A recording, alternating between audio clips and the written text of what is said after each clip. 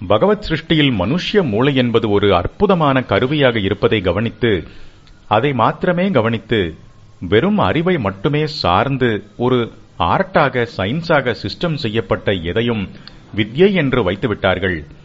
அதன் போதகரை குரு என்றும் சொல்லிவிட்டார்கள். ஆனாலும் இதுவே நம் பூர்வீகர்களின் பூர்ணமான அபிப்பிராயம் என்று நினைத்துவிடக்கூடாது. லோக வாழ்க்கை என்பது நன்றாக நடப்பதற்கு அறிவுத்துறைகள் என்றே, அதாவது ஆத்ம சம்பந்தம் இல்லாமல் இருக்கப்பட்டவையாகவே இருக்கிறவையும் தேவைப்படத்தான் செய்கிறது. வாழ்க்கைக்கு நேரே பிரயோஜனப்படுவதாக தெரியாவிட்டாலும், அல்லது மனசுக்கு ஒரு நிறைவை கொடுத்து அதனால் சந்தோஷம் ஏற்படுத்துவதாகவும் அநேக துறைகள் இருக்கின்றன. சங்கீதம், சில்ப சாஸ்திரம், சரித்திரம், பாஷா சாஸ்திரம், இப்படி அநேகம். திருட்டும் சூதாட்டமும் மாதிரி இல்லாமல், தனிப்பட்ட நல்லது கெட்டது என்று இல்லாமல், நாம் எப்படி பிரயோஜனப்படுத்திக் கொள்கிறோமோ அதனாலேயே நல்லதோ கெட்டதோ விளைவிப்பதாக உள்ள சயின்ஸ் சப்ஜெக்டுகள் தற்போது தினந்தோறும் பெருகி வருகின்றன. இன்றைய வாழ்க்கைக்கு பௌதிகமாக, மெட்டீரியலாக திருப்தி தருகிற வாழ்க்கை மட்டுமில்லை, அறிவுக்கும் மனசுக்கும் சந்தோஷம் தந்து வாழ்க்கையையே உற்சாகப்படுத்துகிறவற்றையும் சேர்த்து சொல்கிறேன். அப்படிப்பட்ட வாழ்க்கைக்கு இந்த வித்யைகள் எல்லாமே வேண்டித்தான் இருக்கின்றன. நாகரிக சமுதாயங்கள் ஏற்பட்ட நாளில் இருந்தே அப்படித்தான் இருந்து வந்திருக்கிறது. நம் தேசத்தில் இந்த அறிவு வித்யைகளை கற்பிக்கிறவர்களும் உத்தம ஹிருதயமுள்ள யோக்கியர்களாக, நல்ல சீலம் உள்ளவர்களாக இருந்து வந்தார்கள்.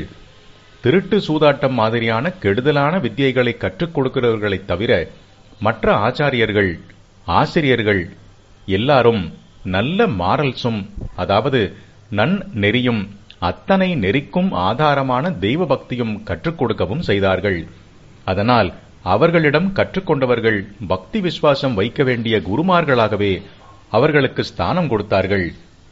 அவர்கள் கற்றுக் கொடுக்கும் பல துறை பாடத்தால் மூளை வளர்ச்சி பெறுகிறதோடு, பாடமான நீதி போதனை, பக்தி போதனை முதலியவற்றுக்கு ஜீவசக்தி ஊட்டிய அவர்களுடைய வாழ்க்கை உதாரணத்தாலும் பர்சனல் ரேடியேஷனாலும் ஹிருதய வளர்ச்சியும் பெற்றார்கள்.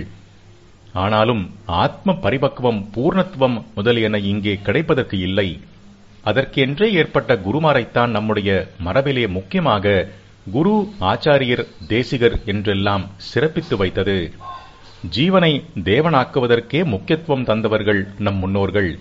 வேறே எந்த தேசத்திலும், எந்த மதத்திலும், கலாச்சாரத்திலும் இப்படி செக்யூலர், உலகியல் என்று தோன்றுகிற சகலத்தையும் கூட ஸ்பிரிச்சுவலைஸ் பண்ணி ஆன்மீகமயமாக்கி தரக்காணோம் என்று மதாந்தரங்களை, பிற மதங்களை சேர்ந்த அறிவாளிகளும் சொல்கிறார்கள். நிகழ்கால இழிநிலை. இக்காலத்தில் அதிலும் சுதந்திரம் என்பதாக ஒன்று வந்திருப்பதாக சொல்லப்படும் காலத்திற்குள்தான் ஹிருதயத்தை அடியோடு புறக்கணித்துவிட்டு மூளைக்கு மட்டும் சரக்கு ஏற்றுகிறதே கல்வி முறை என்று ஆகிவிட்டது. சுதந்திரத்துக்கு முந்தி வெள்ளைக்காரர்கள் நடத்தி வந்த கல்வித் திட்டம் நம்முடைய வாழ்க்கை முறையை பாழ்படுத்தி அவர்களுக்கு அடிமை வர்க்கமாகவே நம்மை ஆக்குகிற உத்தேசத்துடன், ஆனாலும் அப்படி தெரியாமல் ஏதோ நம்மை ரொம்ப முன்னேற்றி விடுகிற ஒன்றாக அவர்களால் மிகவும் தந்திரமாக வகுக்கப்பட்டிருந்தது. அவர்கள் ஆட்சி முடிந்து ஸ்வராஜ்யம் வந்தபின் அந்த முறை மாற வேண்டும் என்று ஆசைப்பட்டோம். மாறவும் மாறிற்று. எப்படி என்றால், முன்னை விட மோசமான கல்வி முறையாக. இதில் கல்வியும் இல்லை, முறையும் இல்லை. ஏன், நிஜமாகவே மூளைக்காக சரக்கு ஏற்றுகிறார்களா என்றால் அதுவும் கேள்வியாகத்தான் இருக்கிறது. யோக்கியதாம்சம் என்பதை பின்னுக்கு தள்ளி ஜாதி, பணபலம், மிரட்டல் என்கிறவற்றை வைத்து கல்வி பட்டம் என்றால் வேறே எப்படி இருக்கும்? லஞ்சத்தை லஞ்சம் என்ற அசல் ரூபத்திலும் டொனேஷன் என்ற பெயரிலும் கொடுத்து அட்மிஷன் பெறுவது, பாஸ் போட பண்ணுவது, மிரட்டி உருட்டியும் கூட பாஸ் போட பண்ணுவது, இப்படி மாணவன் பண்ணுவதற்கு வாத்தியார்களும் மேனேஜ்மெண்ட்டும் இடம் கொடுத்து சலாம் போடுவது, போதாக்குறைக்கு கவர்மெண்டே வேறு பண்ணுகிற பக்ஷபாதம், எந்த வரம்பில் நின்றால் முறை என்கிறதை யோசித்து பார்க்காமல் ஓட்டை பற்றியே யோஜனை பண்ணிக்கொண்டு நாளுக்கு நாள் ஜாஸ்தியாகிக் கொண்டிருக்கும் ரிசர்வேஷன் என்று ஏற்பட்டிருக்கிறதை பார்க்கும்போது இந்த தேசத்தில் தர்ம நியாயமான கல்வி முறை நடக்கிறதா, நடக்குமா என்பதே கேள்வியாக இருக்கிறது. குரு, சிஷ்யர் என்ற ஒவ்வொன்றுக்கும் எத்தனையோ லட்சணங்கள், யோக்கியதாம்சங்கள் கொடுத்து ஏற்பட்டிருக்கும் பெயர்களுக்கும் தற்போது பெருகி வரும் டீச்சர்கள், ஸ்டூடெண்ட்டுகள் இருக்கிற விதத்திற்கும் எங்கேவுக்கு எங்கேயாவது இருக்கிறது. நெடுங்காலமாக இருந்து வந்த ஒரு உன்னதமான கலாச்சாரம் இப்படி பிராணாபத்தாக அறிபட்டுக் கொண்டே போய் தேசத்தின் வருங்கால பிரஜைகளை நல்லவர்கள் ஆக்குவதற்கு எந்த ஏற்பாடுமே இல்லாதபோது அதை சீர்படுத்த வேண்டும் என்ற பிரஜையே அரசாங்கத்திற்கு இருக்கிறதாக தெரியாததுதான் எல்லாவற்றையும் விட ரொம்பவும் கவலை தருவதாக இருக்கிறது. ராஜாங்கத்திற்கு டெல்லியில் இருப்பது ஸ்டேட்களில் இருக்கின்றவை எல்லாவற்றுக்கும் தான். திரும்பின பக்கமெல்லாம் பிரச்சனையாக இருப்பது என்பதும் வாஸ்தவம்தான். இருந்தாலும் வருங்காலத்திற்கே விதை முதல் கல்விதானே. அதற்கு பிரையாரிட்டி தந்து சரி பண்ண வேண்டுமோ வேண்டாமோ? அப்படி இல்லாமல் இருக்கிறதும் இன்னும் சீர்கெட்டு போக பண்ணிக் கொண்டிருக்கிறார்களே என்றுதான் ரொம்ப கவலையாக இருக்கிறது. உங்களையும் கவலைப்படுத்துவது தவிர இந்த பேச்சால் ஏதாவது பிரயோஜனம் உண்டா தெரியவில்லை. தற்கால சாந்திக்காகவாவது நம் கவலையை போக்கிக் கொள்ள இதுவரை பார்த்த பூர்வீகர்கள் கதைக்கேதான் போகணும். தற்கால ஆசிரியர்மார்களுக்கு போகணும் என்கிறேனே தவிர பழங்கதையை பேசினால் மட்டும் போதுமா? கண்முன் நடக்கிறதற்கு நமக்கு தெரிந்த நல்ல வழியை சொல்லாமல் இருக்கலாமா என்றும் தோன்றுகிறது. அதனால் இக்கால ஆசிரியர்மார்களுக்கு அப்பீல் செய்து கொண்டு பார்க்கிறேன். அவர்கள்தானே தற்காலத்திலும் தங்கள் ஜீவனோபாயமாகவே கல்வியை ஏற்றுக்கொண்டிருப்பவர்கள். வேறே வேலை கிடைக்கவில்லை என்பதானால் இதற்கு வந்ததாக இல்லாமல் வருங்கால பிரஜைகளின் அறிவை மேம்படுத்தும் கல்வி என்ற உத்தமமான தொழில் தங்களுக்கு வாய்த்திருப்பதன் அருமை பெருமையை அவர்கள் உணர்ந்து ஆசிரியர் தொழிலை ஒரு ஆராதனையாக ஆற்ற வேண்டும். அதோடு இவ்வளவு நேரம் சொன்னது போல நிஜமான கல்வி என்பது அறிவை மாத்திரம் அபிவிருத்தி செய்வதோடு நின்றுவிடாமல் சத்குண அபிவிருத்திக்கும் வழி செய்ய வேண்டும் என்று அவர்கள் உணர வேண்டும். இந்த இரண்டுக்கும் தாங்களே பொறுப்பு என்று மனசார பொறுப்பெடுத்துக் கொள்ள வேண்டும். கல்வித்தரம் குறையாமல் காப்பாற்றுகிற ரட்சையாக அவர்களே இருக்க வேண்டும்.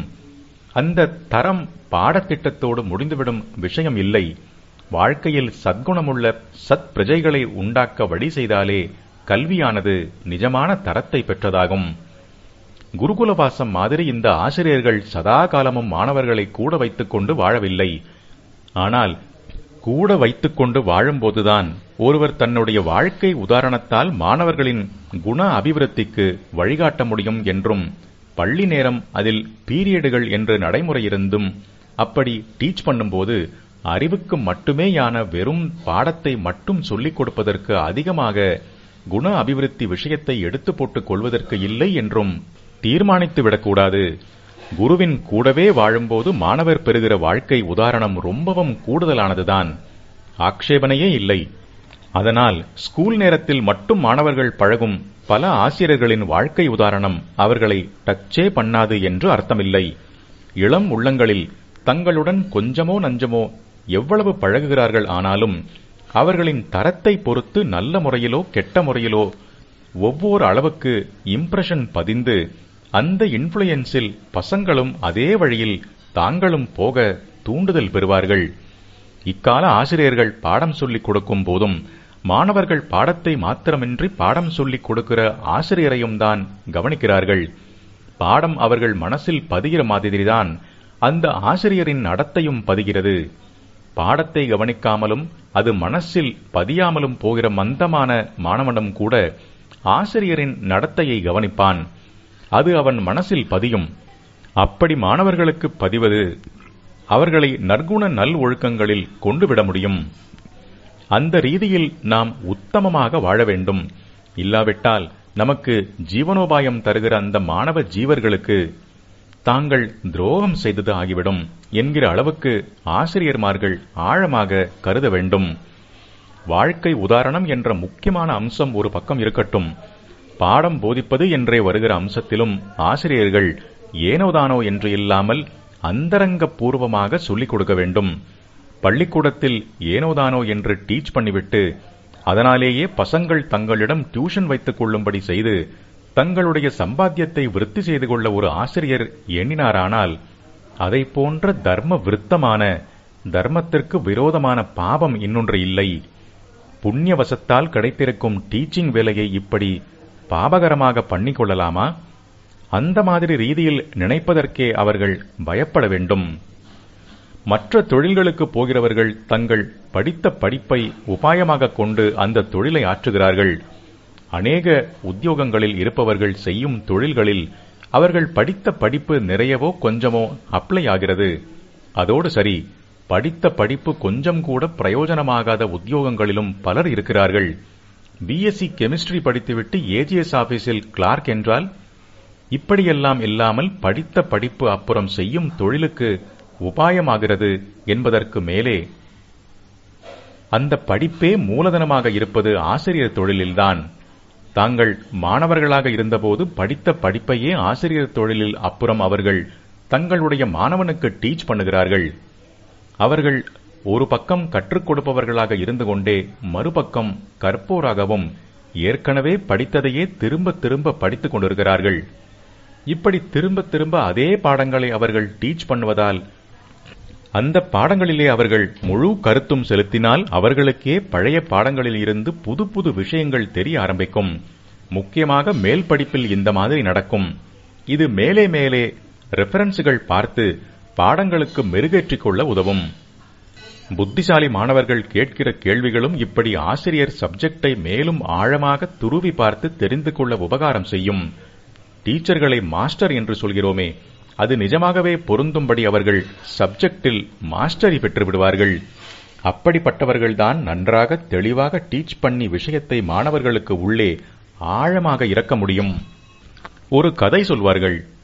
பௌராணிகர் ஒருவர் ராஜாவிடம் போய் பாகவதம் சொல்வதாக சொன்னாராம்.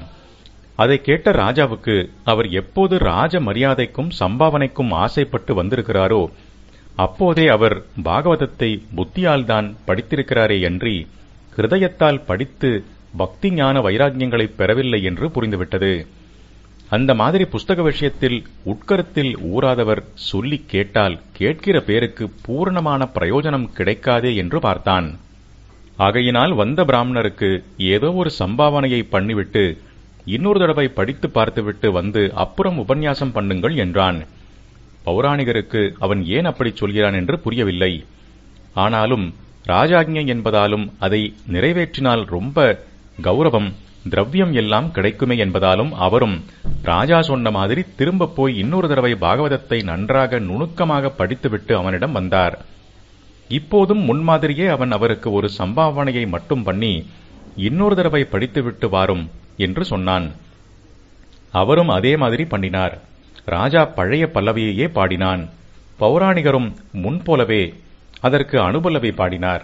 இப்படியே அந்த 2-3 தடவை மட்டுமில்லை, 20 தடவை ராஜா அவரை மறுபடி படித்துவிட்டு வரும்படி அனுப்பி வைத்து அவரும் அப்படியே பண்ணினார்.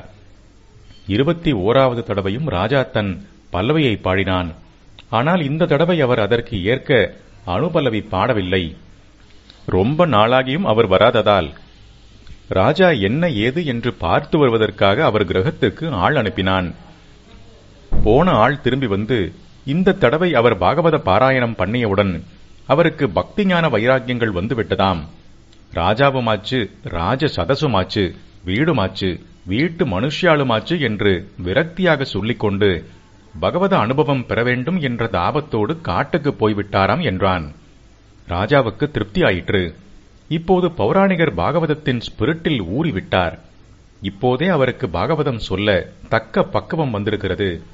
அப்படிப்பட்டவர் சொல்லி கேட்டால்தான் கேட்கிற பேருக்கும் பிரயோஜனம் கிடைக்கும். ஆதலால் இப்போது அவரை தேடிக்கொண்டு தானே போய் சிரவணம் செய்ய வேண்டும் என்று ராஜா தீர்மானித்தான்.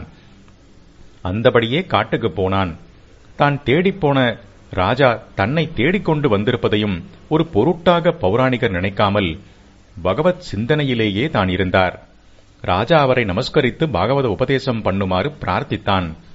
தன்னை இப்படி பாகவத பரமாக திருப்பிவிட்ட உபகாரி அவனேதான் என்பதால் அவரும் நன்றியோடும் அருளோடும் அவன் மனசிலே நன்றாக இறங்குகிற முறையில் அவனுக்கு பாகவதம் சொன்னார். இப்படி கதை